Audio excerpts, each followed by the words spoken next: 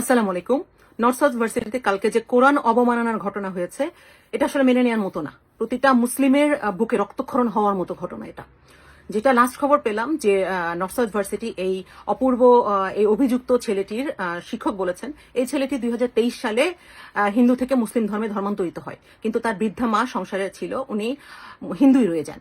তো এটা নিয়েও তাদের মধ্যে একটু সমস্যা ছিল এবং এই ছেলেটা সুন্দরভাবে জুব্বা পরে টুপি পরে একদম নিয়ম কানুন মেনে নামাজ পড়ে সবকিছু করে মুসলিম মতো সুন্দর জীবনযাপন করতো। হঠাৎ করে 2024 সালে এই ছেলেটা সামহাও ড্রাগ এডিক্টেড হয়ে যায় এবং ড্রাগ এডিক্টেড হওয়ার পর সে কিছু কার্যকলাপ শুরু করে, যেমন মসজিদে যে কাউকে যদি টাকনুর নিচে প্যান্ট পরতে দেখতো তাকে ধমকাতো, তারপরে কেউ যদি টুপি না পরতো বা অন্য কার্যকলাপ করতো, নামাজ না পড়তো, তাকে ধমকাতো, তার সাথে ঝামেলা বাঁধাতো। তো এরপরেও ভার্সিটিতে অন্য ধর্মের ছেলেপেলের সাথেও তার ঝামেলা থাকে। তো এইসব কারণে অনেক কমপ্লেন আসার পরে তাকে ভার্সিটি থেকে বহিষ্কার করা হয়। তো তার ড্রাগ এডিকশন এটা কোনো ট্রিটমেন্ট চেষ্টা করেছিল, কিন্তু আসলে লাভ হয়নি। মানবিক দিক বিবেচনায় এরপরে তাকে ভার্সিটিতে নেওয়া হয়। এখন সে যে কাণ্ড ঘটিয়েছে, এটা কি আসলে অসুস্থতা থেকে নাকি এর পিছনে ইন্ধনদাতা কেউ আছে? কারণ রিসেন্ট আমাদের দেশে সুন্দরভাবে পূজা হয়ে গেল, পুরা দেশে কোনো দুর্ঘটনা ঘটেনি।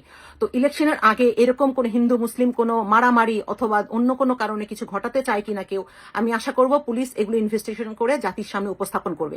এই জিনিসটা যেন হারিয়ে না যায়, আমরা সঠিক তদন্ত চাই।